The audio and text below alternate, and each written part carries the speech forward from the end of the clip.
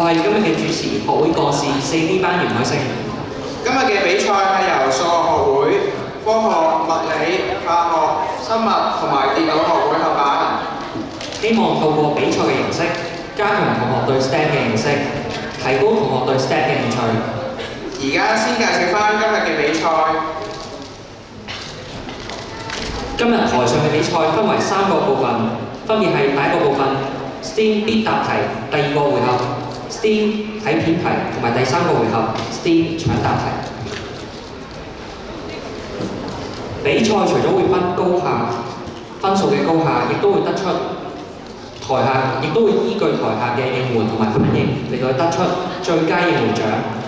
係啊，我知道呢個獎項係由最專業嘅 STEAM 老師 Miss Po 何玉玲老師選出添。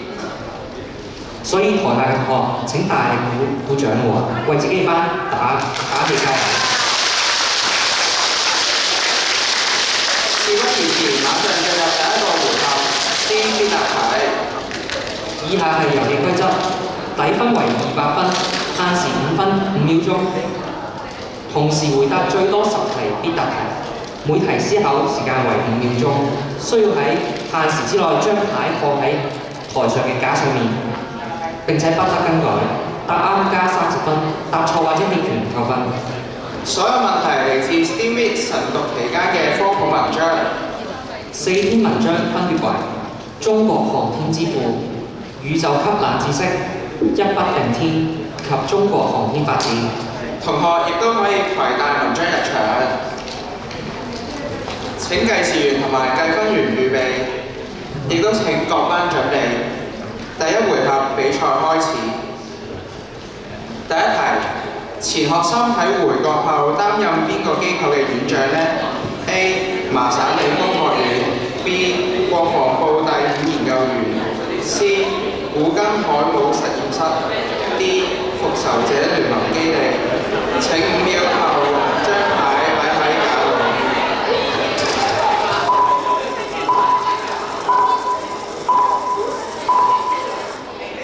正確答案係 boy 國防部第5研究院。A 班、C 班、D 班回答正確，各加3分。第二題，晚年嘅錢學森之問，主要係擔憂國家缺乏什麼呢？ A. 傑出創新人才 B. 先進導彈圖紙 C. 穿梭機技術 D. 飲珍珠奶茶嘅人。請5秒後將牌擺喺架度作答。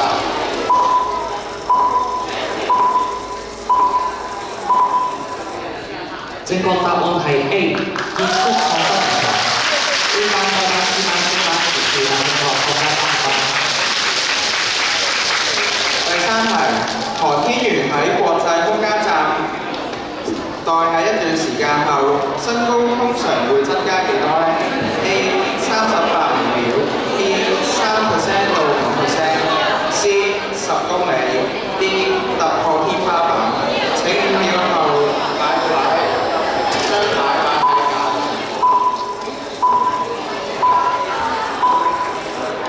正確答案係 boy 3%到5%，我哋分別回答正確，各加3分。第四題，因為大氣層塵埃散射嘅關係，喺火星上嘅夕陽係乜嘢色呢？ A. 橘紅色 B. 粉紅色 C. 藍色 D. 熒光綠色。請5秒後將牌擺喺架度。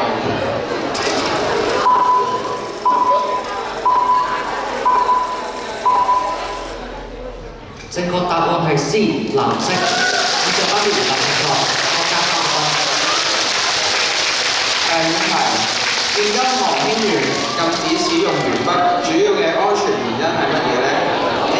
會產射藍光 B. 容易引發短路 C. 怕變太空垃圾 D. 被外星人沒收。請5秒後將牌擺喺架度。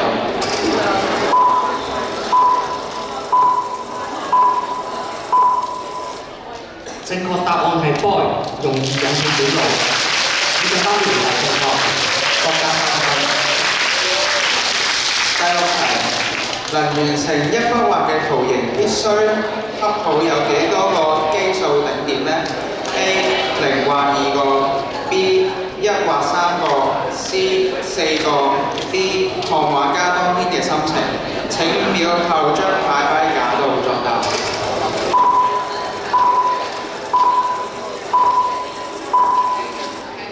正確答案係 A 0或2個。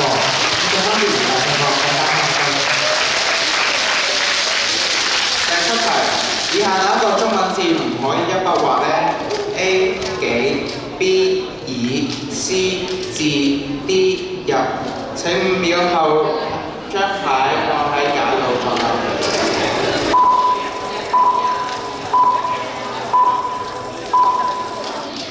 正確答案係 boy 幾以。咁分別回答正確，大家分分。第8題，堅守咗24年嘅備份太空人鄧清明喺幾多歲圓夢呢 ？A 30歲 ，B 45歲 ，C 56歲 ，D 100歲。請喺5秒後將牌擺入架度作答。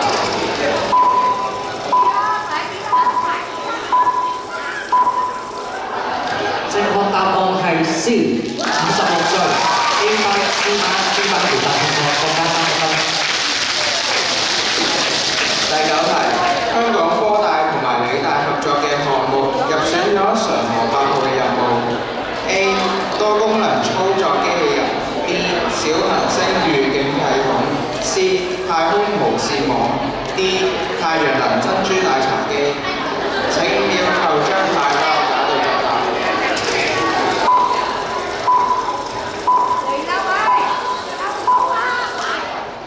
正確答案係 A 多功能操作機械。A 班 C 班回答正確，國家3分。第10題，中國載人航天工程喺3步走嘅戰略入邊，第2步係乜嘢呢 ？A 發射載人飛船 ，B 突破交會對接技術 ，C 建造太空站 ，D 興建太空遊樂場。請5秒後將牌擺入架度作答。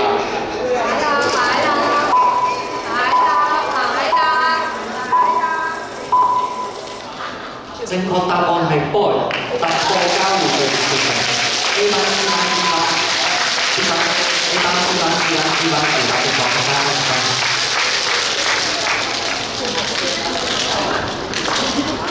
第一回合結束，4班分如下 ：A 班500分，B 班410分，C 班500分，D 班500分。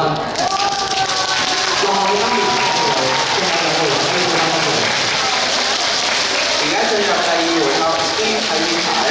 同學先睇一段有趣嘅短片，要留意片段當中嘅資料同埋細節。限時3分鐘，回答最多8題嘅搶答題。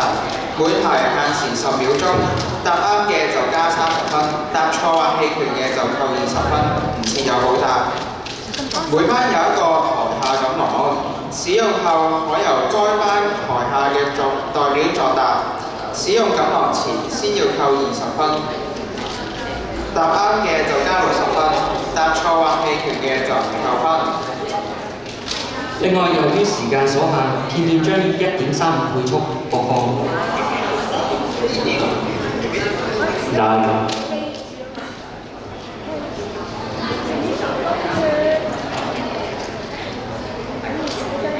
好，又係希良神。講起太空科技，你哋會諗起啲咩呢？係可以觀察到外太空幾光年以外嘅哈勃望遠鏡，定係已經衝出咗太陽系探測器旅行者1號，抑或喺不久將來就有機會實現嘅火星殖民？太空科技看似遙不可及，其實喺2000年開始嘅太空研究當中嘅技術發現同思維已經被廣泛咁應用喺我哋嘅日常生活當中，並大大咁造福人類。今日就當大家睇下日常生活中嘅太空科技。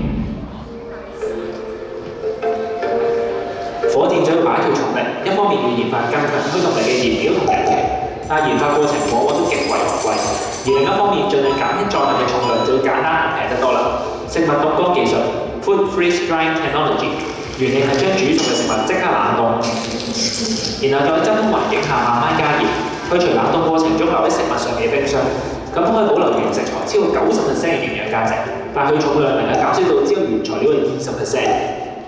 此外，仲有脫水技術，佢嘅原理係令食物中大部分嘅水分流失，部分蔬菜喺脫水之後，質量可以減少到只有原材料嘅10%。有傳聞話係阿波羅計劃中嘅太空人想喺執行任務期間食上蔬菜，於是 NASA 就特登研發咗啲脫水蔬菜包。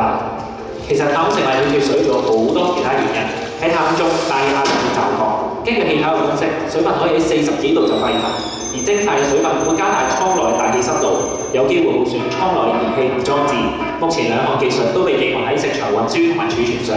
食物凍乾技術亦都被用於製作一啲簡便嘅營養餐，俾長者同埋長期病患人士享用。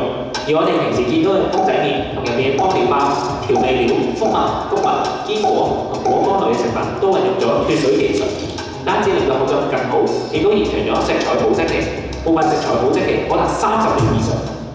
除咗兩項技術以外，科學家仲發現農作物嘅種子同埋植物喺太空嘅特殊環境條件下，例如真空、低重力同埋宇宙射線，遺傳基因會產生變化，從而提高咗農作物嘅營養價值、產量、抗病毒同埋害蟲能力同埋應用價值。蠶蟲喺太空成功吐絲結痂嘅機會會提升，吐嘅絲亦都比地球上吐嘅更加堅硬。有一種花佢叫做萬壽菊，佢原本嘅花期只有2個月，喺太空中種植後花4個月仍然未枯萎。太空種子嘅番茄、青椒，佢哋嘅產量提高咗20%。藻類喺太空中產生咗一種能夠自然提取嘅 Omega-3 脂肪酸成分，呢啲脂肪酸之前只會喺母乳中存在，係人體重要嘅組成部分。對於成長階段嘅 BB， 佢哋嘅智力同埋視力發育極之重要。目前 Omega-3 已經被添加到大部分嘅嬰兒食物當中。數到飲食入面最有意義嘅太空科技，一定係水淨化技術。水淨化技術會將太空空間入面嘅廢水，例如汗水等，淨化成食用水，然後俾太空人飲用。當中會用到化學吸附、離子交換同埋超濾等嘅原理。目前水淨化系統會應用喺一啲落後嘅國家或者水污染嚴重嘅地區，例如非洲同埋中東。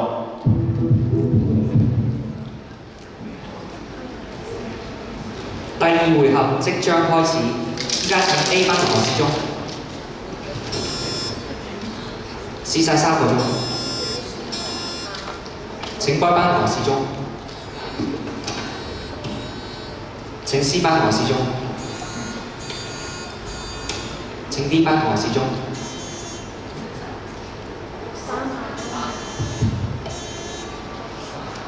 提醒同學，撳鐘之後切勿心急作答，必須等到主持人清楚講出作答分別之後先至可以作答，否則即使答啱，亦都會被當錯誤論扣20分。另外，每班有一次使用20分使用台下錦囊嘅機會，答啱可以加60分。同學只需要舉起喺台上面嘅台下錦囊牌就得啦。請計時員同埋計分員預備，亦都請各班準備。第2回合比賽開始。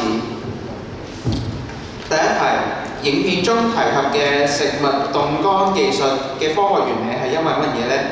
A. 高壓真空瞬時冷卻 B. 冷卻後真空緩慢加熱 C. 超低溫等離子體脫水 D. 量子糾纏。請 D 班同學作答。正確答案係 B. 冷凍後真空緩慢加熱。D 班回答正確，加3分。第2題，凍乾技術能保留食材大約幾多嘅百分比價值呢？請 A 班同學作答。90%。正確答案係 A， 超過90%。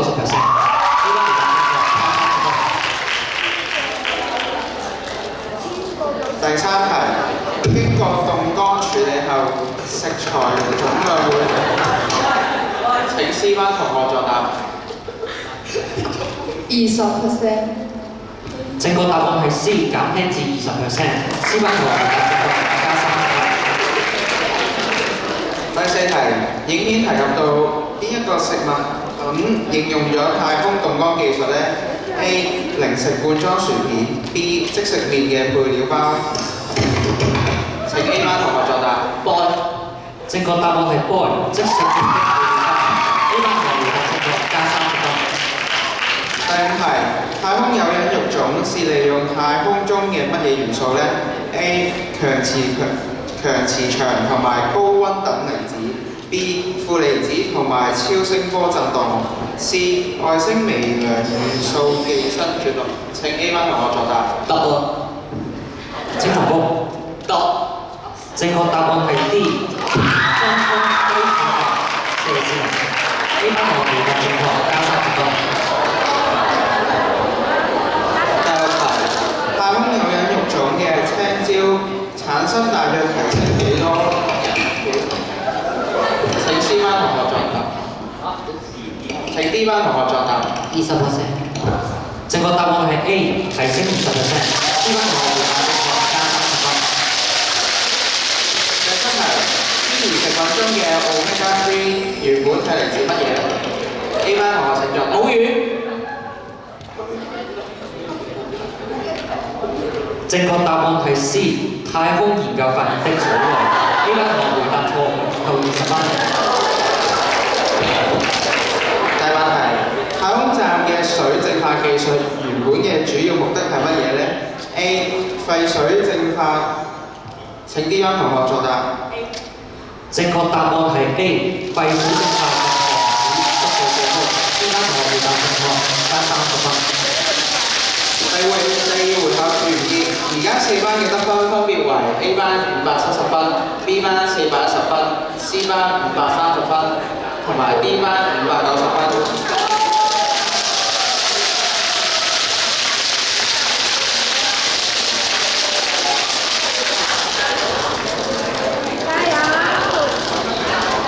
落後嘅班別唔使氣餒，仍然仲有最後一個回合可以追回分數。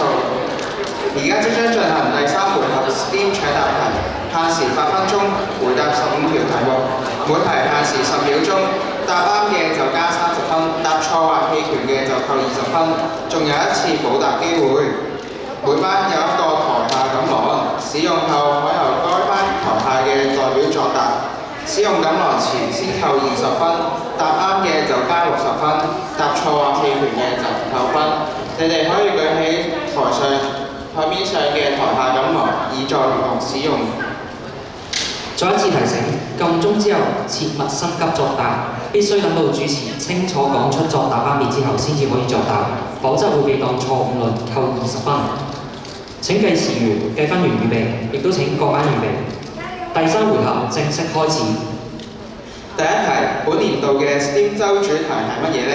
2026 年嘅航空之路 B 2026年嘅航天之旅。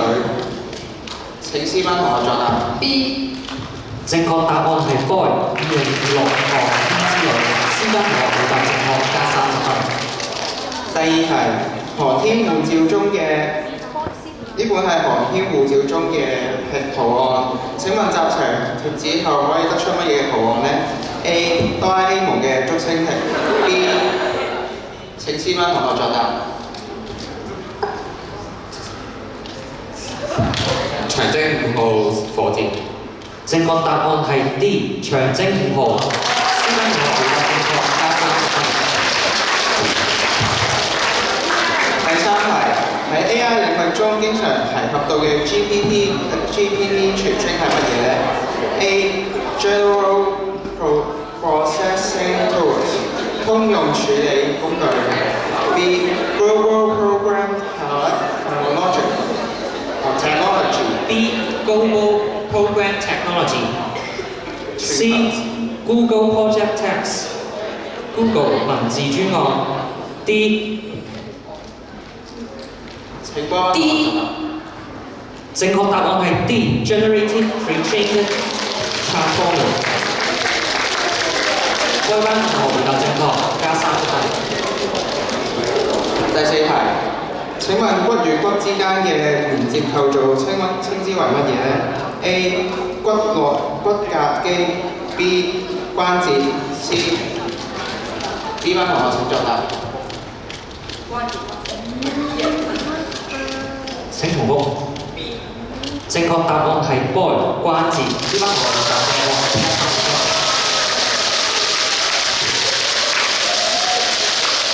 第五題，我哋呼出嘅氣體中含量最多係咩呢？請 D 班同學作答。答案錯誤。有冇補答 ？D 班減20分。B 氮氣，C 氧化碳。請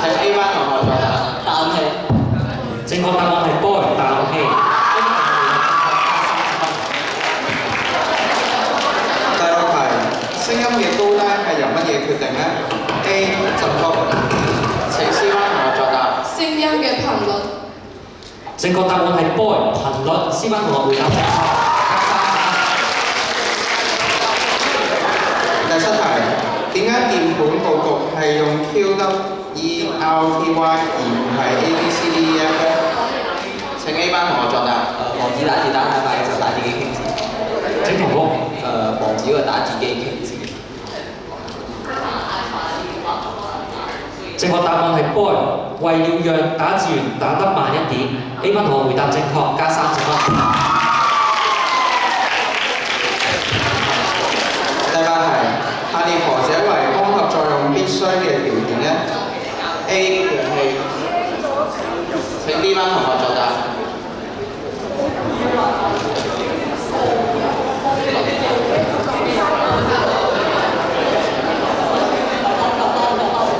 請重複，只需要回答一個。答案錯誤，有冇好答 ？B 班減20分。請 C 班同學作答。C 班。二氧化碳加水，陽光可以落水。只需要回答一個。二氧化碳。C 班同學回答錯誤，減20分。本題答案為波陽光。第九題，請乖乖回答。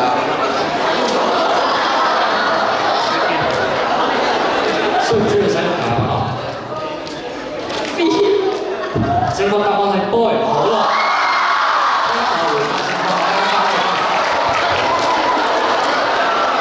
第十題，下列哪一個方法可以減少摩擦呢 ？A 將物件擺正 ，B 沒有 ，C 令物體體積增加。A 班同學請作答。boy。正確答案係 boy 附近。A 班同學回答正確，加30分。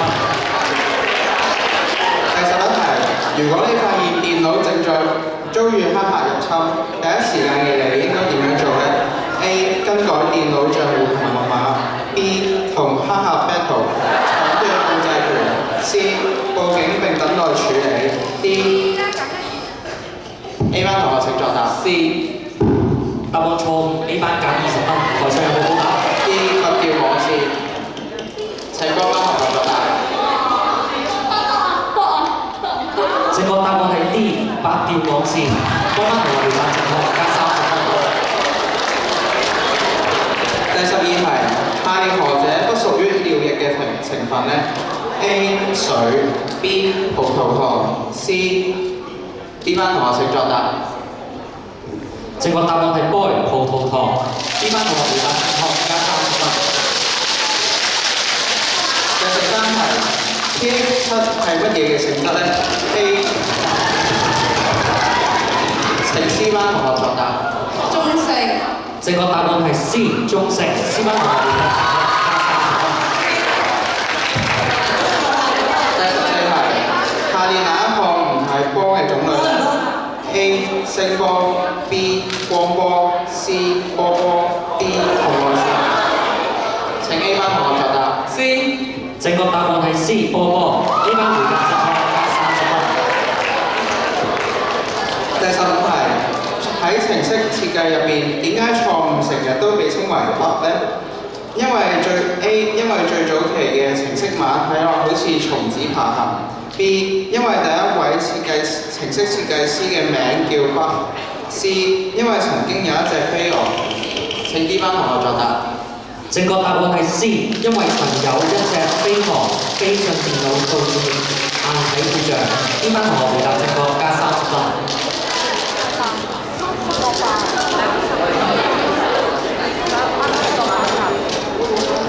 時間到。第3回合完結，比賽亦都完結。經過緊張刺激嘅比賽之後，各班嘅得分分別如下 ：A 班670分 ，B 班500分 ，C 班630分 ，D 班640分。恭喜1A， 恭喜超多班獲得呢個亞軍，亦都恭喜 2A 班獲得冠軍。依家我哋恭請黃啟超副校長為我哋頒獎。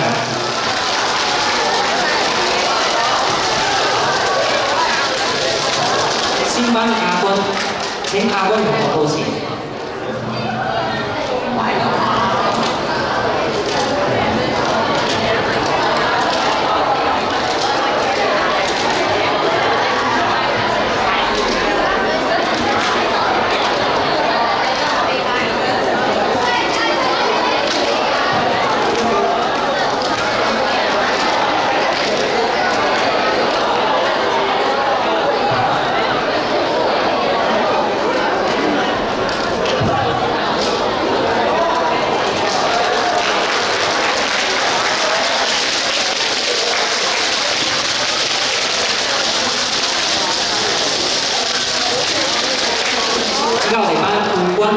請冠軍嘅代表同學到前。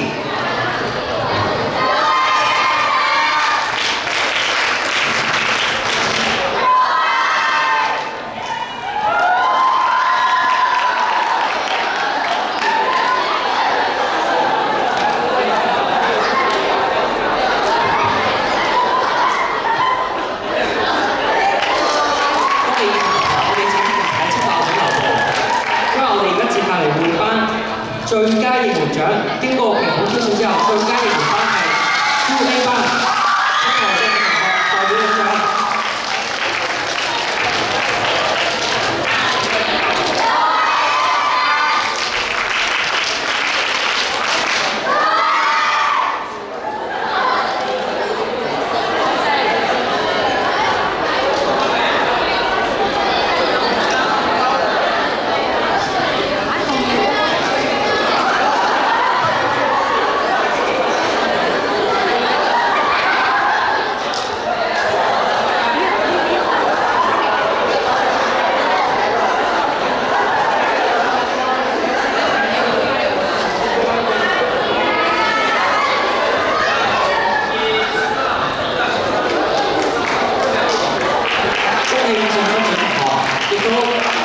多謝晒，睇書話咗我哋頒獎。今日嘅活動已經完結束，同學請有序咁樣分批離開。請 D 班同學離開。